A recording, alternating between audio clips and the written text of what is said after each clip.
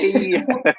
Hi everyone, welcome back to How to Train Your Gavin and for another in conversation with episode, which I always love to do. And this time I am joined by honestly the most imaginative author I've read in such a long time. I mean, arguably better than Roald Dahl, in my opinion, and that is Abi Elphinstone. Thank you so much for joining me. Yay, thank you for being on my Hello. channel. Thank you for having me. It's a joy to be here. Anytime. Well, hopefully this will be the first and definitely not the last time you're on my channel. With any luck, let's see how today goes, and then afterwards you Yeah, might be exactly. like, You might be I'm saying never. something completely different 45 minutes in. Cut. I think it's going to be the other way around. You're going to be like, okay, I need to go now. Yeah, I got a top um, of the nursery. that old chestnut. Yeah. So we are actually here today to talk about the incredible Crackledawn Dragon, which I have not yet read because it's not out yet. Do you have a copy of it there? I do. I would be seriously impressed if you read it because it's so hot off the press. It's practically warm. I think I got mine a couple of days ago, like last week. Oh my gosh, I'm so excited. Just look at the gorgeousness of that cover as well. Oh, it's Nice beautiful. silver embossed, which is quite nice. Yeah, I mean, I've got it pre-ordered, and what's great about pre-ordering books, so if anyone's watching as well, is that sometimes they do come in early. So we've actually had some books that are supposed to come out tomorrow come into the bookshop early. So I'm hoping that will happen with Crackledawn Dragon. I hope it comes through.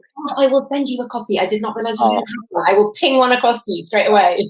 oh, thank you. Not that I was using this interview as an excuse to get free books, but Hang up now. Job done.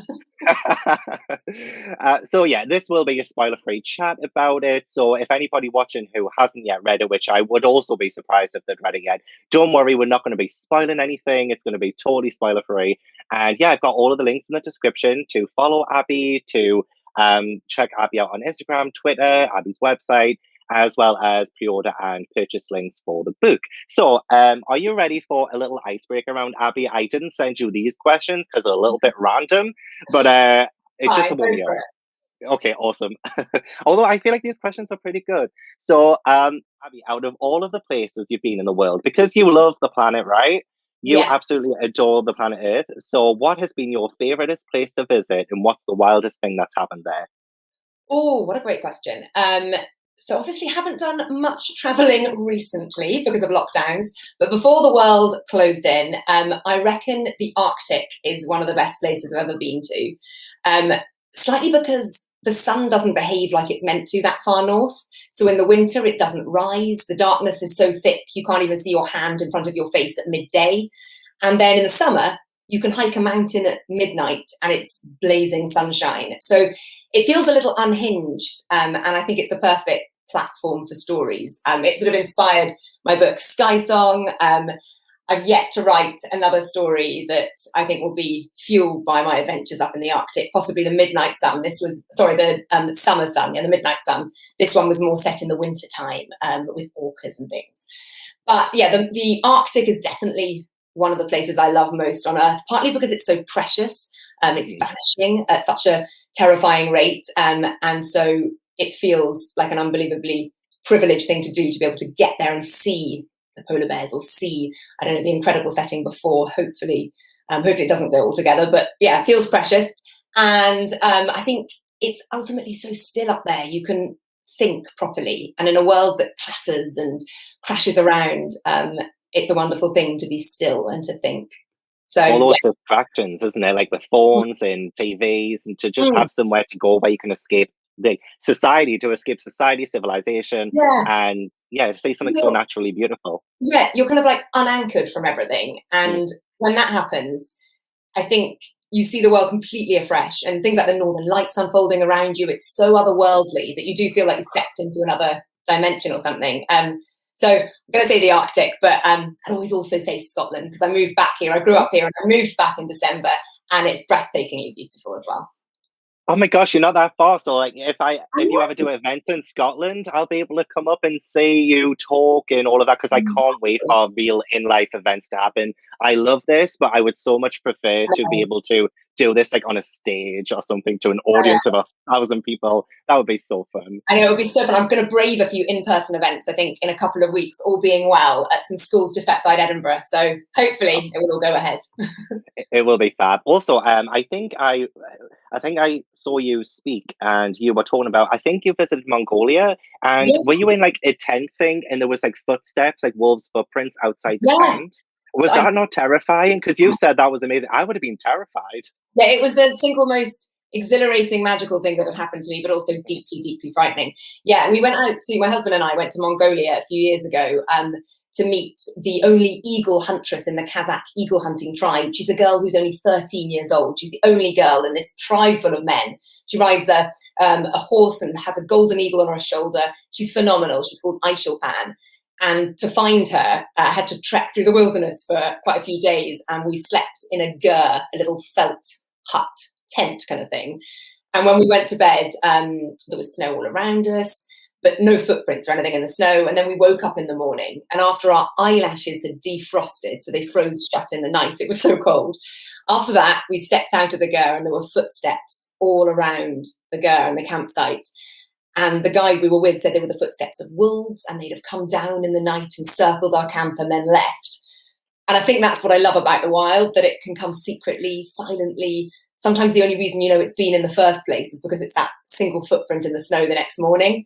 So yeah, it was terrifying, because it's not nice thinking that while you're sleeping, wolves are prowling, but it's also pretty magical as well. Yeah, it sounds it. Honestly, I would love to do that, but also, yeah, I would be a little bit scared. Uh, what is something that's on your bucket list? Is there anything, any specific thing that you'd love to do? I would love to go. I would love to go to New Zealand. I love the Lord of the Rings books, and more recently the films, and I love all the settings there. The I don't know, the grand scope of the lakes and the mountains. So I'd love to go to New Zealand, though it is miles and miles away.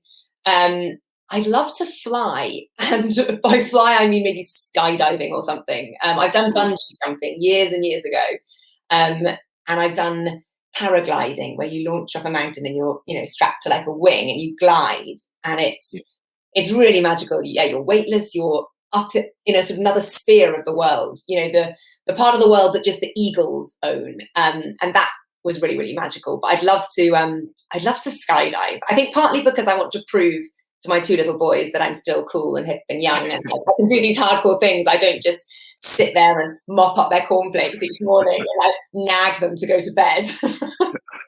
Oh no, you are the coolest, literally. Like, if they knew how cool you were, well, I mean, I feel like this next question is definitely going to make you seem extremely cool. So picture this. I mean, your imagination is fantastic, so I feel like you can. So picture this: you are a professional wrestler, and the announcer goes, "Let's get ready to rumble, star," and then you have to come out, and you have to have an epic entrance song. What song would you pick as your entrance song? Okay, before I tell you my entrance song, can I just say that I have actually arm wrestled Piers Torday in real life, the author of The Last Wild, and won. Oh my Um, God. That's yes, incredible. but this was after a few beers in a pub one night, and I feel that Piers wasn't on his strongest game. And if I took him on again, we're good friends now, I think he would. I think he'd beat me.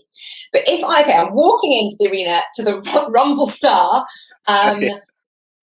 Do you know what? There was this song I used to listen to as a kid. I don't even know if anyone knows what this is. There's a film called The Princess and the Goblin, a cartoon, and there's a little song in it called Spark Inside Us. And it's the most courageous little song. This boy, Cody, I think he's called Cody, listens to this song as he's about to charge into a cave at night with a single candle.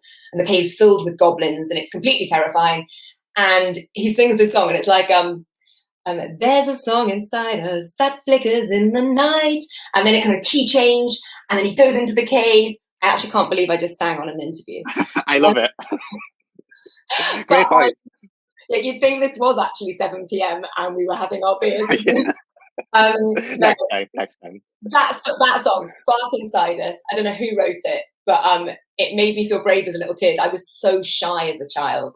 You wouldn't think it now, but I was painfully shy. And I used to listen to that song, and then every time I had to like walk up onto stage, the assembly stage at school or whatever, I just hum it under my breath, and it made me feel infinitely braver. I brought it down so that I can listen to it later because that sounds like something I need. I need something that will really, It's really cute. yeah. Mine's Let It Go, and I feel like that's what everybody would say though. Yeah, It's so, but it's anyway, quite dramatic, isn't it? You can't mhm, sing Let It Go with your arms by your side. They have to no, be swinging out inappropriately, and yeah. yeah, and a costume change in the middle as well. Like it's got to Yeah. happen. Costume change was the key change.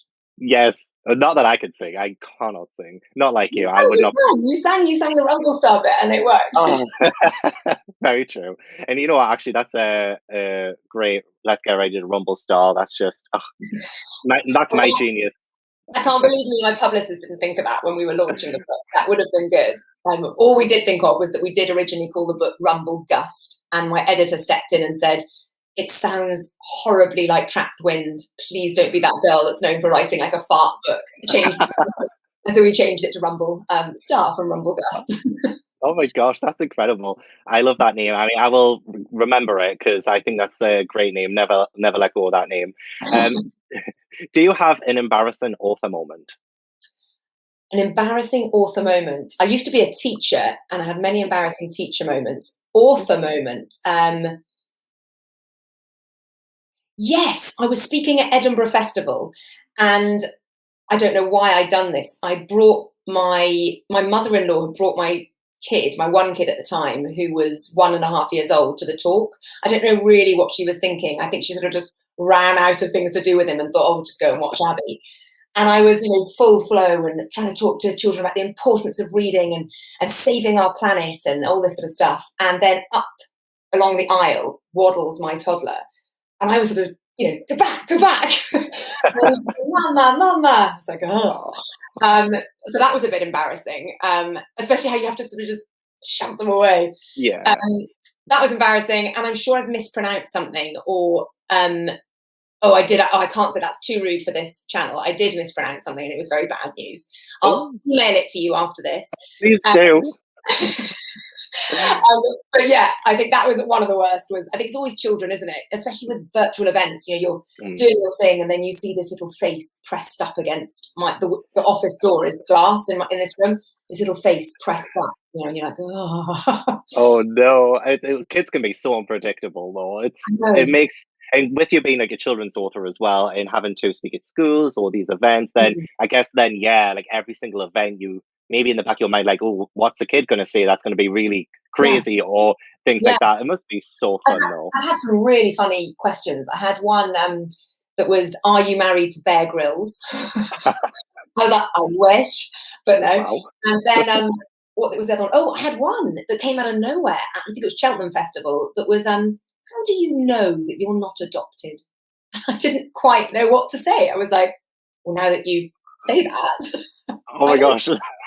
Yeah, Now I'm questioning it. Like what I a deep know. question. I know. I didn't quite know where to go from there.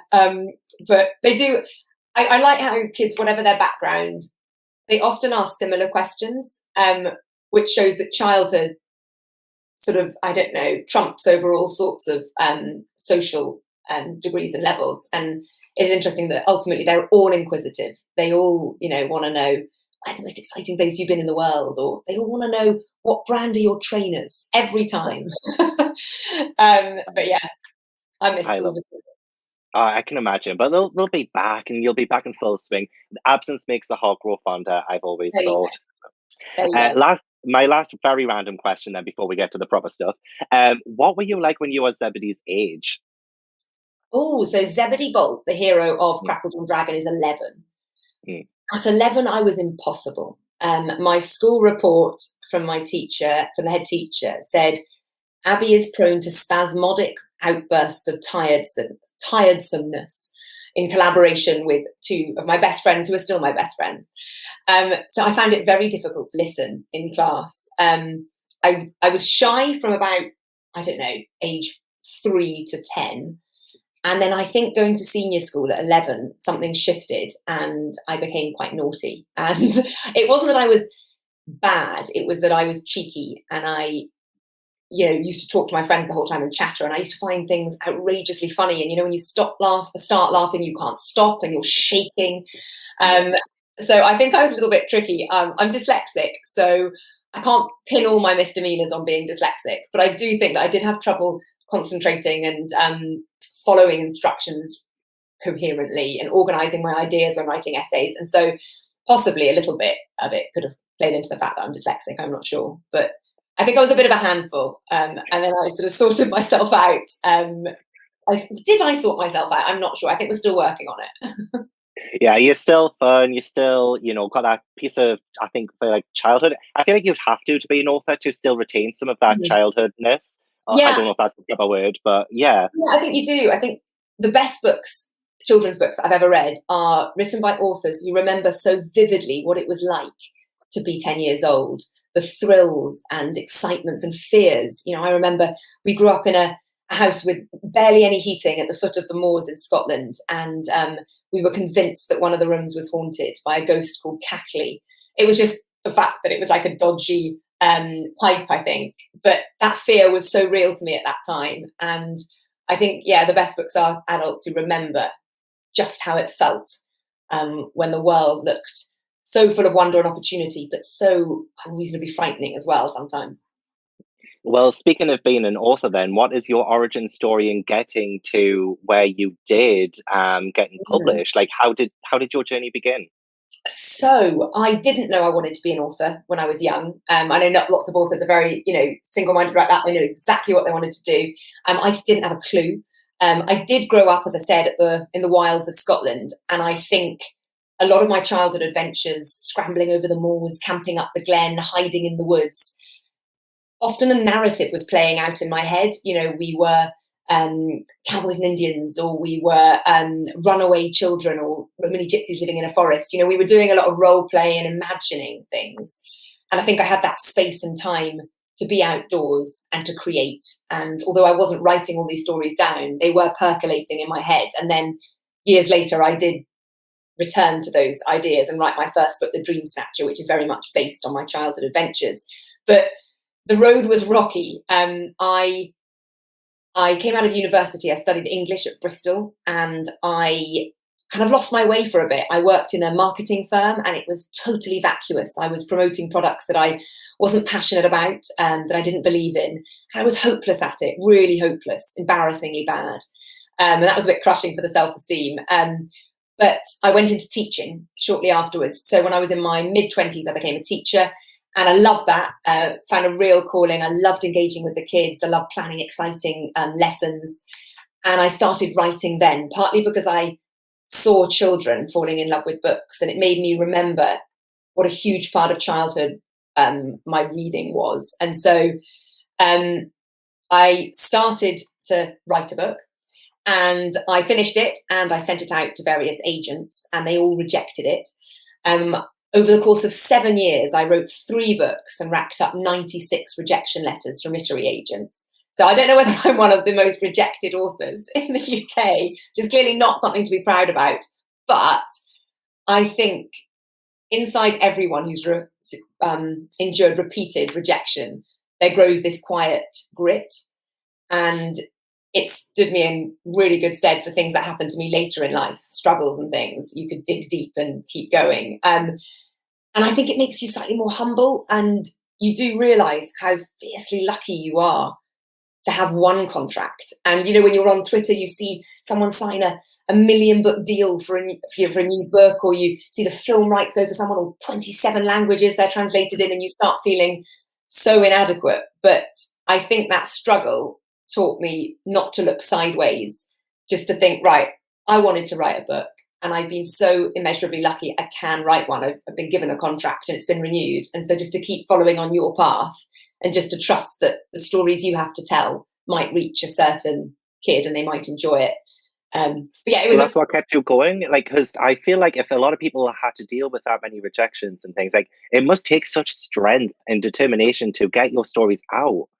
Yeah, I think there were points when I thought, I'm just going to give up. This is so embarrassing. Because when I started the first book, I don't know if I naively thought it would be quite easy to get published, but I told everyone, I told all my friends, I told all my family, and then they were asking, how's it going? And I had to say, oh, I had another rejection. And there were really, huge low points. But my mother always said when I was, a young girl, she was like, if you want something, try so hard in it and don't be afraid to fail, because it's the people who fail, who get it wrong, who usually get where they want to go long term. She's a head teacher now, and she went through multiple interviews to become a head teacher, and she kept getting knocked back. And so I think and now she's a headmistress of a really great school. And I think I probably looked at her and saw her determination and thought, I'm going to just keep going. But also, I think realizing that creativity is graft. A lot of nowadays, we think fame is this instant hit that you just get lucky quick and you get loads of followers online or whatever. But actually, it takes grit and graft and time. There's a sort of temptation to think, I've got to make it in my 30s or my 40s. If I don't, that's it. But some of the best literature is written by people in their 50s, 60s, 70s, 80s, 90s. So, yeah, I think it's about being patient. And I guess I'm quite determined by nature, possibly being dyslexic. I'd had to work my way around problems as a little girl, and finding myself up against hurdles and problems as an adult, I just knew that it might take other people a shorter amount of time to get a book deal, but it'll take me longer, but I'll keep going and be there eventually. I did want to ask actually because with you mentioning that you're dyslexic and trying to like write a book, I think I remember you saying that you draw your way in. So what does Yeah. what does your writing process look like? And like especially if there's anybody watching this who is dyslexic and wants to be a writer, Yeah. and like how do you draw your way in? So I want to be like David Armand, who just writes, and it's effortlessly beautiful. I doubt he even does a second draft. I think Skellig just appeared fully formed and was magnificent. But yeah, mine is a lot of doodling. And I used to think that doodling was bad. When I was in school, I'd always be doodling because it helped me concentrate and listen. But I used to be told, stop wasting time, stop not paying attention. But now I've learned that I draw my way into my stories. So let's say I want to write, we'll do Crackledawn. I know I want to write about a sea kingdom. So I draw a map of a sea kingdom. You can see in here. Whoops, we've got a map there. So I start filling the map with places of interest. So what have we got? The Sighing Caves, Ghost Wreck, a haunted shipwreck, Lone Crag, an island where magical beasts swim around it. And so I put various points of interest on my map, and then I get a different coloured pen and I draw a journey through the map, and that journey becomes the character's plot. So there was a writer, Vladimir Nabokov, who once said, the writer's job is to get the main character up a tree, and then once they're up there, chuck rocks at them.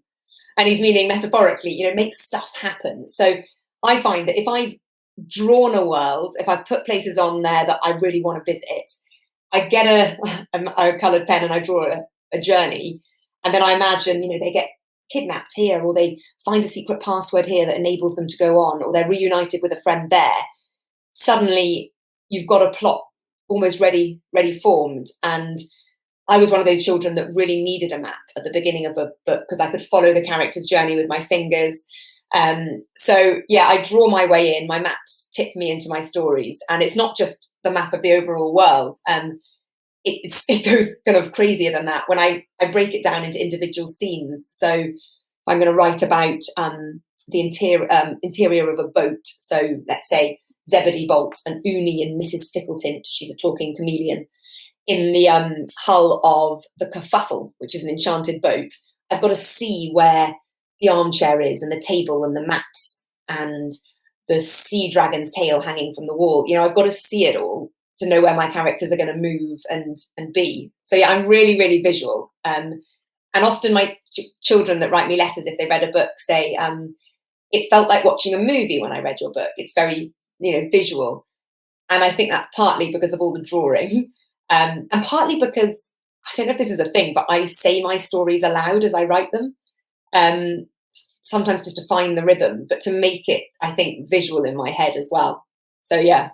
It definitely translates in the book. I remember reading Jungle Drop and thinking, this rainforest, honestly, just it pops a lot, like you can literally see everything. And it's one of the reasons why I love the Unmapped Chronicles so much. I just absolutely love it. And you made me so excited to read the Crackledawn Dragon now. Like I can't wait. I cannot wait. Do you also have a writing shed? I think I saw that you have a writing shed too. Do you know what? Oh my God. there are a few things I miss having left London. I miss my author pals and my friends and things, and I miss my writing shed. But yeah, I'm so happy up in Scotland. I'm renting a place at the moment, which has got a little room here that I'm in now that I'm writing in. We'd love to buy a house one day, and hopefully one of the things is there a shed in the garden. We had a really small garden in London. It wasn't much bigger than, I don't know, can't really describe it. Half a classroom, a school classroom. Wow. Inside that half a classroom sized garden, there was a shed covered in ivy, and it had all my souvenirs from, you know, wild expeditions across the world, and maps that I've drawn to build my books. So I'm hoping one day I'll find myself back in a writing shed again. You will. You're going to be like super, super rich. You're going to have all your books made into films, and you're going to have this mansion, and it's going to be 96 rejections to get the first book deal. It's going to be a long time before the film comes along. I bet they're all kicking themselves now anyway. It's all good. You're on to bigger and better things. What's been your most proudest author moment since, you know, from the Dream Snatcher all the way up to now? What do you feel has been your proudest? I mean, probably getting the book deal in the first place has been like such a proud moment for you, but like, anything else come out? I when I was little, I used to want to present Blue Peter.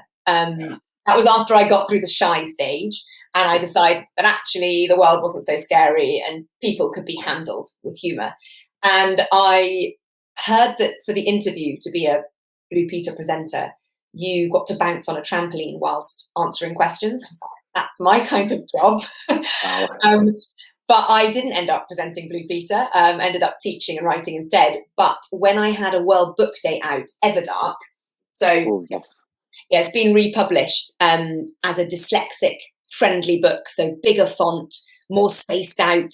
Yeah, the right kind of paper for dyslexic readers. And it's all to celebrate the dyslexic heroine of the book, Smudge. This book originally was a £1 World Book Day book. And to celebrate World Book Day, I went on Blue Peter with one of my favourite children's book authors, Rob Biddulph. I love him. My kids love his stuff. He's so nice. And I went on Cressida Cowell as well, and it was such good fun. We had a complete blast. So that was a proud moment. And I think when Skysong came out, it was Waterstone's Book of the Month. And that, as you'll know, it's such a huge slot, and it really changed things for me, both in terms of sales and exposure and just access to so many more children. And so I will always be very grateful to Waterstones, and it propelled the book into the Sunday Times bestseller charts. And that was, you know, I was printing it out and sending it to my mum and to my granny. Anyone who would listen will see. But yeah, that was a huge moment. So have I got it here? There's a letter that I printed out. Hang on. It's there. Okay. So there's a letter that a little kid sent to me once, and it's so, so cute. I think this is my proudest moment. Says, "Hi, Abi, I really love your Dream Snatcher books, and I just wanted to say thanks for writing them. I really love to read, sometimes more than I should, and that means I didn't used to make friends. So Moll, Griff and Alfie were my friends for ages, and I suppose they taught me how to make friends." Oh. And then I just thought, oh, sod the bestseller lists and everything. I was like, that's really, really brilliant and amazing and lovely. So that kind of thing, I think, is probably the pinnacle of it all. Yeah, it makes it all worthwhile when you see the effect that your words are having, because I can imagine when you're starting a story and it's just all in your head and you're trying to get it down onto paper, that it comes from you and then it touches so many other people's hearts when it does finally come out. It must be the best part of being an author.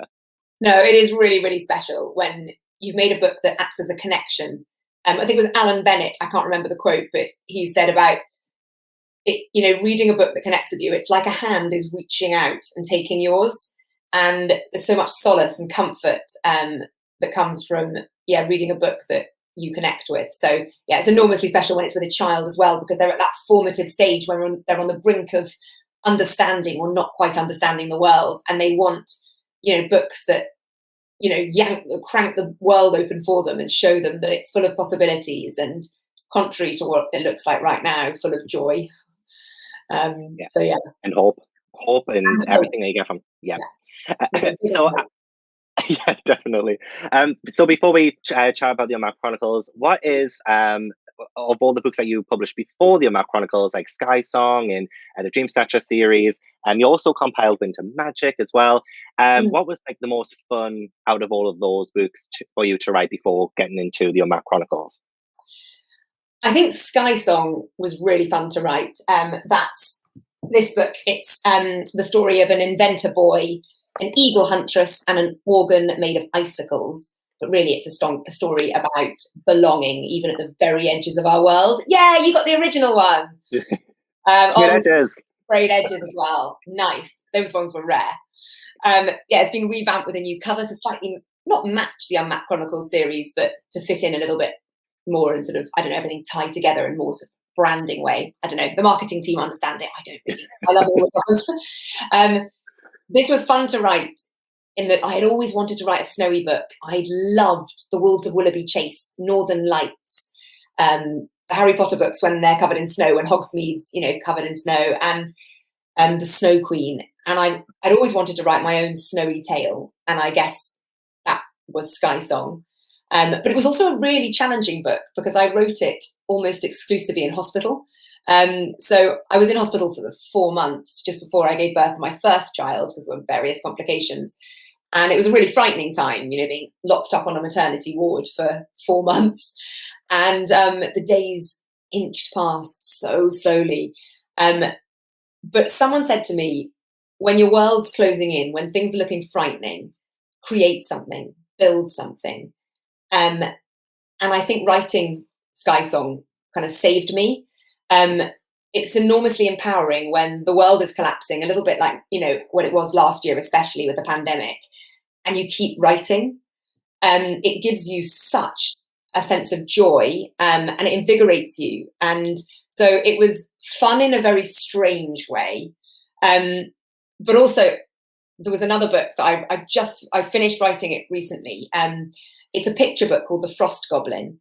It's going to be illustrated by Fiona Woodcock. I've seen a little, like the Snow Dragon, like the Snow Dragon, exactly. But I think I prefer this book now. This one I've just written, but I wrote it exclusively on the notes section of my mobile phone at 3 a.m. during my newborn's night feeds. So the beginning of the pandemic, I just thought I'd make things really difficult for myself, and I had a baby like smack bang in early April. It was when the world was sort of spiraling into chaos. And as a mother, when you have a child, your world shrinks a little bit, and you lose your sense of self for a little bit. Not always, but certainly if you're doing something creative, and then suddenly you're just changing nappies, you're just waking up to feed, you're just mopping up after weaning or whatever.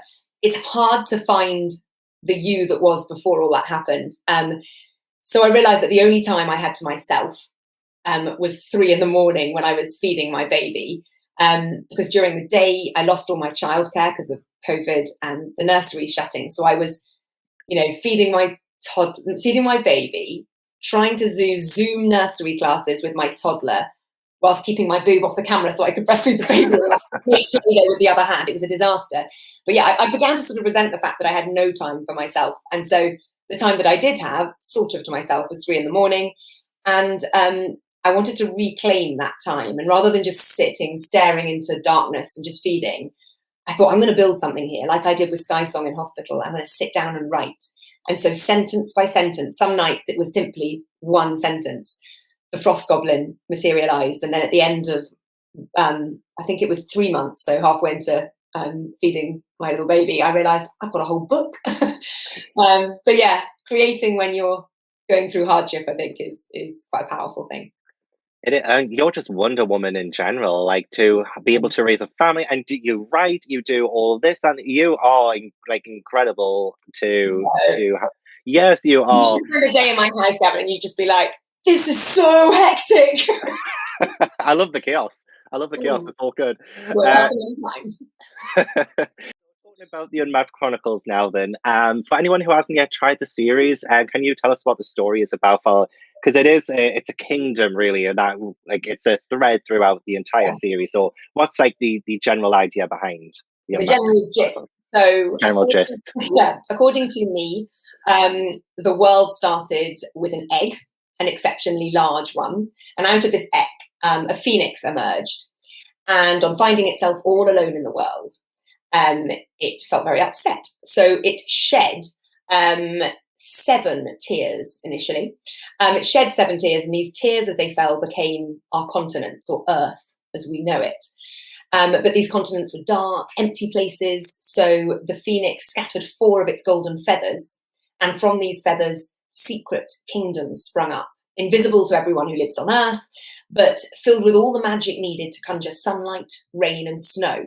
So with these elements, they could then make the continents filled with light and life and people. So each book in this series is a standalone adventure. You don't need to read them one after the other. And each book is about a different child, some from our world, some from the Unmapped Kingdoms, stepping up to stop an evil harpy called Morg, who is bent on stealing all the unmapped magic and sending our world's weather into chaos. So you've got, I'll just show you them here. You've got Rumblestar, which is an adventure set in a sky kingdom where castles are built on the backs of sleeping cloud giants. And there is a Neverlate tree that grows excuses, which the main character, Casper Tock, discovers as soon as he arrives in this kingdom. There is Jungle Drop, which is an adventure set in a glow-in-the-dark rainforest, complete with gobblequick trees and golden panthers. There is the Crackledawn Dragon, I think my favourite one yet, favourite one to write. It was great fun to write. And this one is set in the sea kingdom of Crackledawn, where it's a voyage through this sea kingdom, and it's filled with silver whales, enchanted boats, underwater palaces, and a permanently flustered mermaid called Perpetual Faff. There's also, as we spoke about earlier, there's Everdark, which is, it acts as a prequel to the series. So you can read it first. It's about 2 characters, Smudge and Bartholomew, a girl and a deeply grumpy monkey who set sail on an enchanted boat to, again, save the unmapped magic from Morg.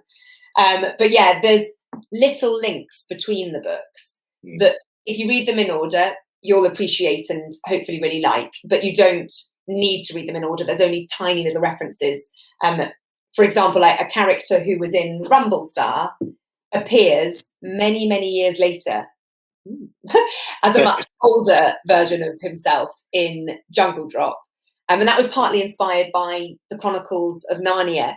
I loved how the Narnia books picked up characters and you saw them in one book, like the magician's nephew, the old magician, and then he appears in The Lion, the Witch and the Wardrobe. And I thought that was really special. And Eustace Scrubb, the most excellently named hero of all time. I think there's a line in the book, maybe it's the first line of The Silver Chair or The Voyage of the Dawn Treader, which said, there was a boy called Eustace Scrubb and he almost deserved it. I love that line. And he then appears in The Silver Chair and The Voyage of the Dawn Treader. So yeah, I like dovetailing the stories a little bit, but a bit like the Murder Most Unladylike series, you can just dip in and out to whichever one you want. Is that why you had different protagonists? Is that so you could do that, so you can have a different experience for each book? Yeah, it was a number of things. One, it was that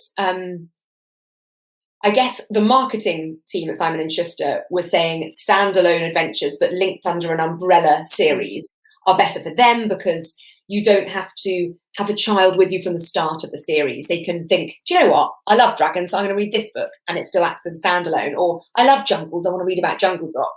So I think from a marketing, commercial point of view, they were like, we're in favour of this.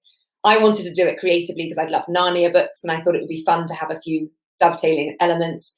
But in terms of having different protagonists, I also like it because over the course of a book, you want your main character to change. You want them to grow and learn things. And if you grow them over one book, it's really satisfying. You've got that very clear arc. If you take them then through into another book, you've got to make them change again. And I think that's quite hard. So I did it with the Dream Snatcher series and I enjoyed it, but I was ready to start with new characters with Esker and Flint from Skysong after that. So yeah, I think I like the way that each book, it's this whole. You can have little Zebedee Bolt, and I can tell you more about him in a minute, but little Zebedee Bolt and his story arc, and it's neat, and it's, it works as one little unit. So there's something to be said for standalones, I think. But the kids who just do like, once they've been into one of the Unmapped Kingdoms and they want to go back, or they want to go to a different one, then hopefully the series has that appeal. it's one of the reasons why I absolutely love Jungle Drop is because the main characters, Fox and Fibber, they're not like any other kind of main characters that you've ever read before. Like they are horrible, like kids from the start, and they are like rude. And I Yeah, mean, yeah, yeah, exactly the yeah, word. And but they have that change. They have that beautiful mm, character development throughout the book. I mean, no spoilers or anything, but it's like it's one of the reasons why I love Jungle Drop is because you do see a character from the very beginning change like with the setting, with the way they interact in that like character progression. I love it. And yeah, I'm so glad that you did have like I mean, I loved Casper from the first one as well, but just to see yeah, like different characters from each one, yeah. it gives it a fresh perspective. I think it was also as well an experiment creatively to have two twins, Fox and Fibber Petty Squabble, um, who are so dislikable from the start. And I thought, how can I get the reader to fall in love with these characters? How can I elicit empathy? And um, I think that was a challenge for me, and it was fun to write. They live in Bickery Towers, and they have a car with their motto, family motto, on the back that says, "Do not be afraid," and then in smaller letters, to stamp all over other people's feelings. And like they're vile. When you read them at the beginning, you're like, these are spoiled little brats. I don't care what happens to them. But I think it's fun creatively to explore how even kids who are spoiled, and some kids I've met who are wonderful kids, have been spoiled. And it's almost as bad as neglect, but in a different way. And I think it's fun to sort of unravel that and find out who the child was before their parents messed them up in this case. So yeah, that was great fun to write. Oh gosh, it was great fun to read because you never usually see a protagonist like that. It's very, very rare Mm. to kind of start off not liking them and then to have to Mm. see their progression in order to like them. I loved it. It's great. So with the Unmapped Kingdoms, you like there's just so much imagination behind it because you have. I think did you say that you put two different words together sometimes and you kind of like mash things up together and it's just like this explosion of like imagination. So with the Unmapped Kingdoms, like how do you like visualize it to begin with? Like how did you start plotting? I mean, probably with the map first, but then it Yeah, just I'm so the maps tip you into the story. So I start with that setting. Let's say it's the Sea Kingdom. And once I've got a vague sort of plot, an idea of a journey, all my books are journeys and quests, missions, because I felt that childhood was full of them. Every day I'd wake up and there would be something I had to accomplish. I've got to rescue the worm. I've got to clear out the well because there's definitely treasure at the bottom. And life felt so filled with purpose when I was that age. I then became a teenager and I was untethered from all that and unanchored, and life felt so hugely confusing. And I love the idea that there's this clear sense of journey and purposes when you're, I think, up until the age of 11, when things are a bit less complicated. So I get this mission, this journey, and then I start building the world. And I think it was my English teacher at school who once said, when we were writing stories, you can write magical worlds, but they've got to be believable. You've got to think them through so much so that when your reader steps into them, they don't doubt it. Their belief is suspended. So I start thinking of the magical creatures I might have in the book. There's a chameleon called Mrs. Fickletint, and she is Uni's best friend. So Uni is a ship's captain, and she's tough as nails. She can outsail the fire krakens and the ogre eels and sail through the stormiest seas. But she's steeped in secrets and she's very vulnerable. And I'm not going to tell you why, but only Mrs. Fickletint knows why. So Mrs. Fickletint has 27 children, and she took on the mission to go and go on a boat with Uni to collect magical jewels called sun chatter. And she thought it would be a peaceful ride, and she ends up being tasked with saving the world. So to get out of childcare, she's now faced with saving the world. So I often use elements of my life that I'm going through and then add them to magical creatures. So I write a lot about motherhood at the moment because I'm a young mum, so a new mum. So Mrs. Fickletint is this example of a mother who, she says to the characters, "Don't be afraid to wake me in the middle of the night. It gives me a sense of purpose." So she's full of nagging and that kind of thing, which is great fun. There's the permanently flustered mermaid, Perpetual Faff. There's a goblin called Dollop, who used to be a chef in the Cheeky Urchin, this sort of seaside food and drink shack. But he went to retire on an island called Rickety Gramps, and he got into yoga on Rickety Gramps and got all like chilled out. And then along comes Uni and Zeb and Mrs. Fickleton saying, "We got to save the world."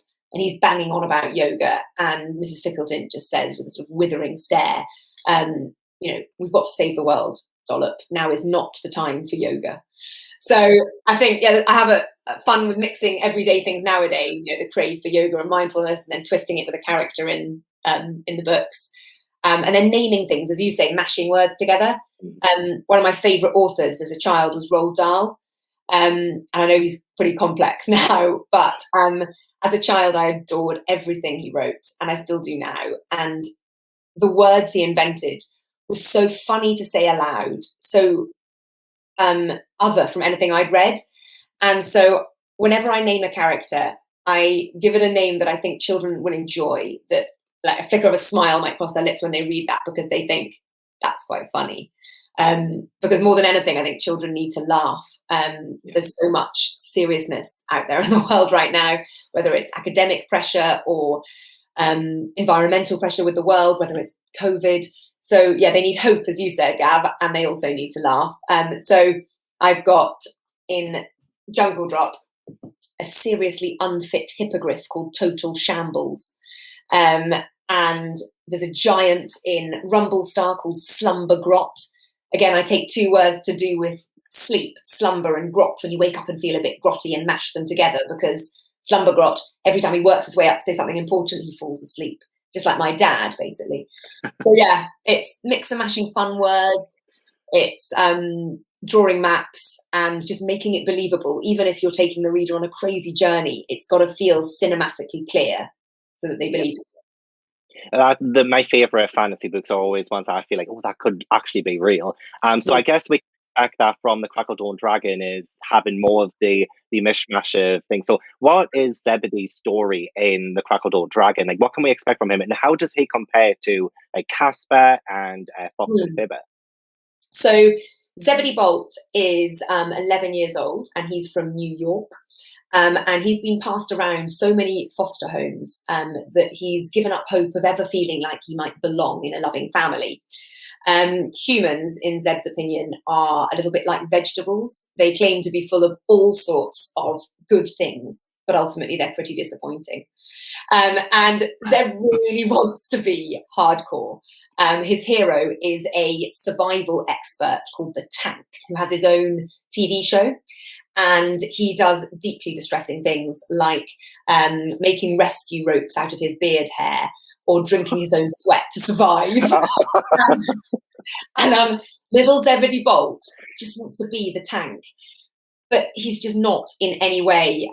He runs away loads and loads of times, but he breaks down when he runs away. He's not hardcore. He's prone to outbursts, basically embarrassing episodes of sobbing on street corners, because he's lost and lonely and his little heart is breaking. So the book opens with Zeb on the run from his latest foster home. And I should mention, because I talk about foster homes in the book, that I convey them in a really positive way, ultimately, because people always worry that, is it written about in a negative frame? Not at all. There are many loving foster homes in the family, and Zeb's okay in the end. But Zeb, the book opens when he's not okay and he's on the run. And this time it's not the police who find him sobbing on a street corner. It's something much, much more frightening. He's hiding out in an abandoned theatre. And in this abandoned theatre, there is a piano on the neglected stage. And in the dead of night, when he's hiding, he hears a voice coming from inside the piano, and it's whispering his name. And so Zeb's scalp prickles, and he thinks, oh my gosh, what's happening? And he tiptoes closer to this piano. And I won't spoil anything, but basically he is drawn into the unmapped kingdoms by an evil creature. And he finds himself in the kingdom of Crackledawn, where sunlight is made for our world. And it's on the brink of ruin. Morg, this evil harpy, is there, and she's wreaking havoc. And Zeb Not her again. not again. She's basically wreaking havoc, and Zeb discovers that running away ultimately only gets you so far. He's thrown into a voyage with silver whales, fire krakens, underwater palaces, and he discovers that the fate of his world and the unmapped kingdoms rests on his shoulders and on the shoulders of this girl, Uni, who's steeped in secrets. And so he's got to go on this incredible voyage aboard a boat called the Kerfuffle. And he realizes that when magic's involved, you've got to pick a side. You can't just run away. So it's a story about this young boy, Zeb, falling back in love with a world that he thought he'd turned his back on. Humans, he realizes, are actually nothing like vegetables, nothing at all. Good friends stick by you. Loving families keep their promises. And if trust grows, then miracles can happen. Monsters get beaten and worlds get saved. So, yeah. Oh my gosh. Oh, I'm hanging on to every single word because I need to read it right now. It's just right after this. I had no idea you didn't have one. I'm just putting a review. Gav copy. Oh, thank you. I'm also loving the fact that you are portraying a young boy as well, being vulnerable and things. I feel like for young kids, especially young boys, they might feel like, oh, if I cry, I'm showing vulnerability, and that's a bad thing. And so I feel like that's actually like a really incredible step to take for a main character. Actually, I really love that. Yeah, it was something I did in Skysong as well, where I think, but being a mum to two little boys, you're right. I'm fascinated about what it takes to be a man or a boy. And traditionally, there was this idea of sort of virility and masculinity, and we don't cry, and we just buck up and get on with things. And I wanted to challenge that with Flint in Skysong. He has a little sister who has Down syndrome. She's based on my sister-in-law, Steph, who also has Down syndrome. And it's evoked this really loving, nurturing side of him. It's like my husband. He's very masculine in some ways, but he has this very tender softness. And same. I'm very masculine, very butch. Gav, you are the most masculine man I know. And basically, Flint, he breaks down in tears when his little sister is nearly taken from him. And Esker, the eagle huntress girl alongside him in the adventure, says, don't be afraid to cry because tears are just a warm-up for courage. And then she says, and don't be afraid to be gentle because gentleness is a mighty word.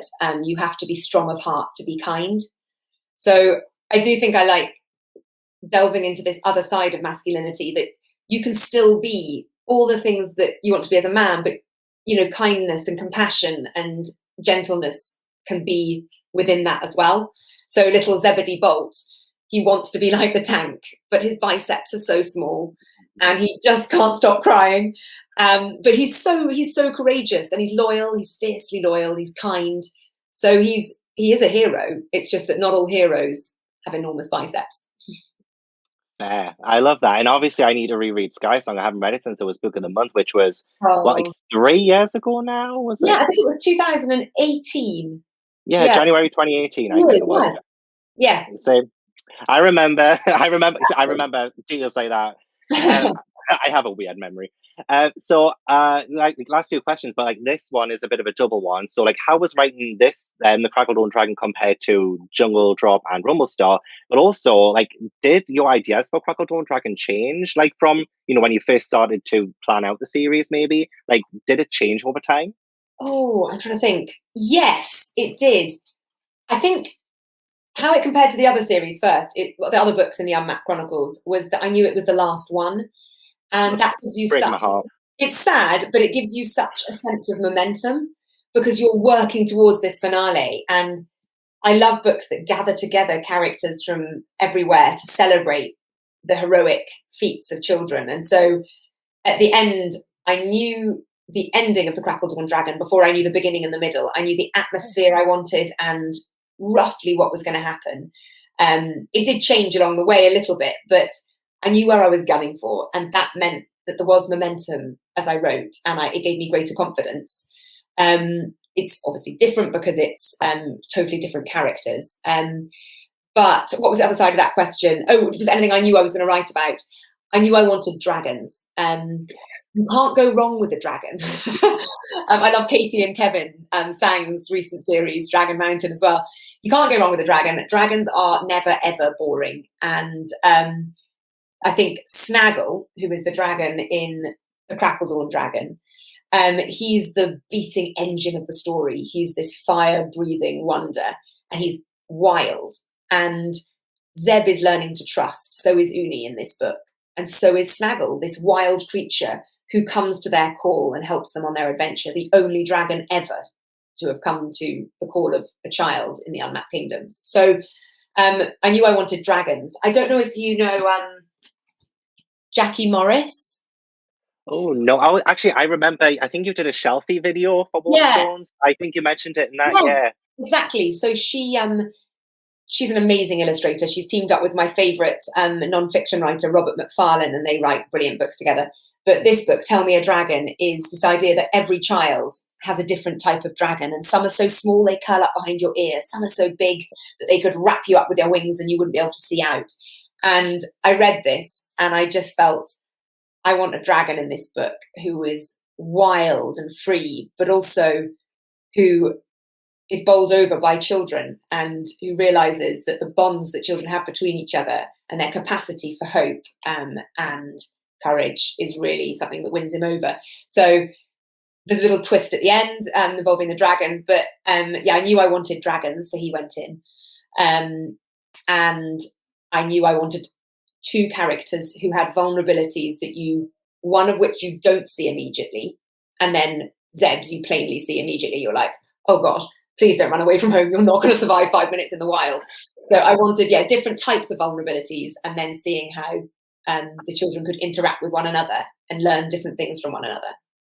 Did you write Crackledawn Dragon during lockdown last year? Is that when you wrote it? Was that really tough? Was that challenging?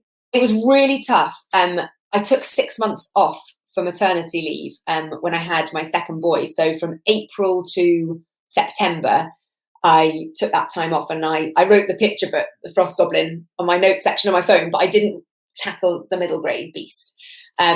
So I started that in September, and it was really tough writing in lockdown because all the bookshops, wonderful Waterstones, were shut, and you sort of felt that you were writing with no end place, that who's going to read this? Who's even going to stock it? What's the point? And the world was looking so uncertain at so many times that you just think, and what am I writing about? I'm trying to talk to children about hope and courage when I feel hopelessly afraid.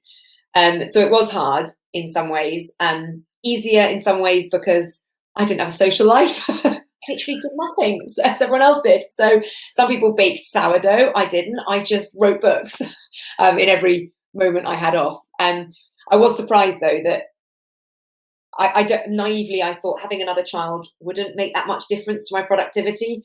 I don't know why I thought that. I just thought if I can handle one, another one will just work its way in.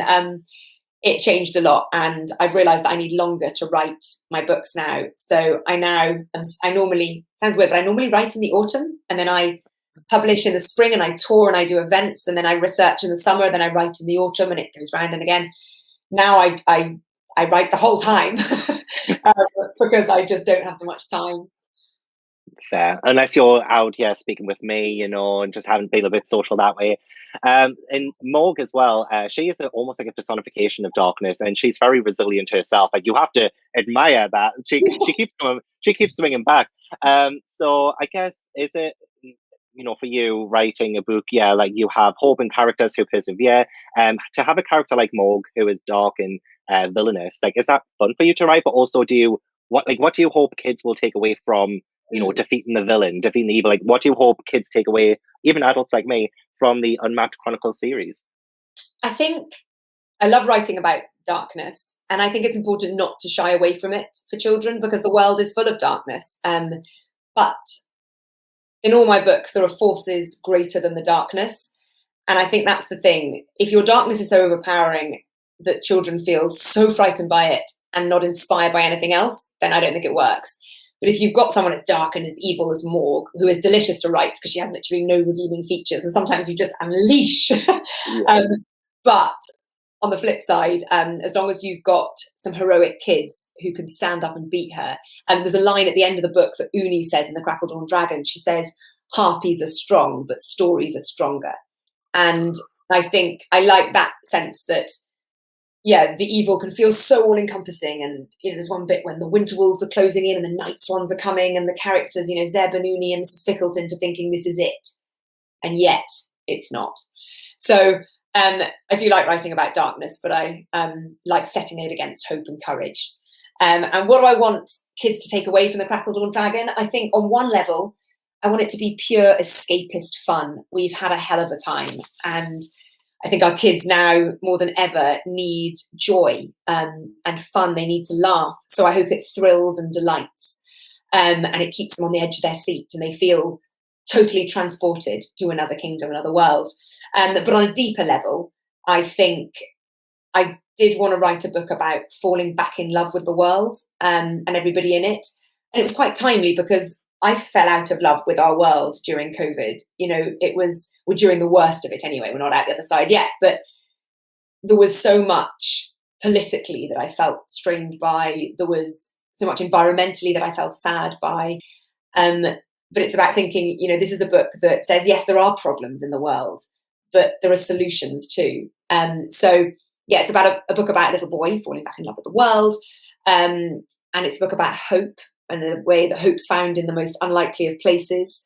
And about trust and how hugely important trust can be, how it's needed for these, society to keep on going as these little bonds between humans, as we're learning in the lockdown. However great screens are, we need to get out and connect with people, and we need to trust each other and work together to create something beautiful and brilliant. I definitely do. Well, I haven't read Crackledawn Dragon yet, but the series in general so far, yeah, it definitely makes me fall back in love with the world and seeing the beauty in it. Like, yeah, it is a fantasy world, but you can really see a lot of the influences from your adventures and the places I would have loved to have gone. So is this really the last we will see of the Unmapped Chronicles, or the Unmapped Kingdoms? Would you go back to this series at all? I really want to do like a glossary or a handbook, a directory of magical beasts. Partly because the names were so fun, and kids, when they write to me, they were like, I just love this. And there were, in the Crackledawn Dragon, there are water frogs who are little, they're sea hoppers. So they're like frogs that live in the ocean, and they can burp the alphabet backwards. There are squidges who are squids that are fond of hugging. In Jungle Drop, there was Heckle, that parrot who repeats what you think, not what you say. And I'd love to write a directory of all these different things. I don't know whether I'd do another story. I've got something so exciting that I'm working on now that it's so secret. I want to know. I want an explicit. I mean, obviously you can't say what it is, and I won't pressure you to say what it is. But so you are working on more children's books. I know you said that you're doing. Is it the Snow Goblin? And then there's the Frost Goblin, and I can't decide whether I'll get. I could read you the very first paragraph. No one else has heard it, but oh my gosh, I don't know. Do you think I'll get shot by my editor? You can always edit it out. Check my references. And if she's like, well, that was a nightmare, wasn't it, Abby?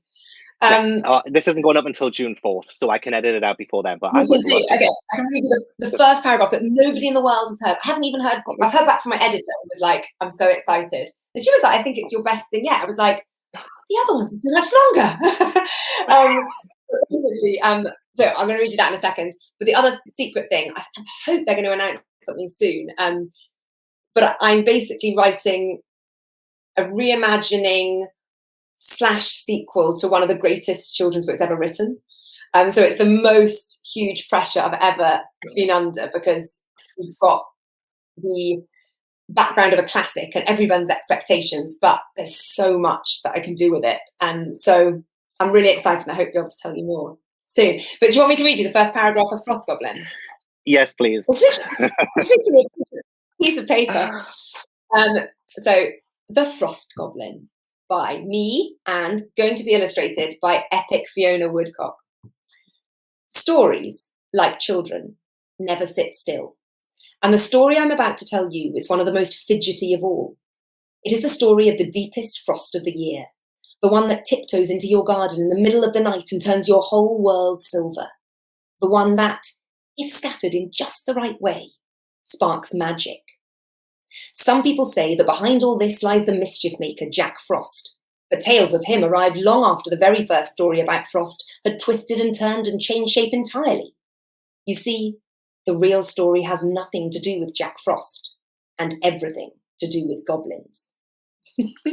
Oh my god, I love it. I want it now.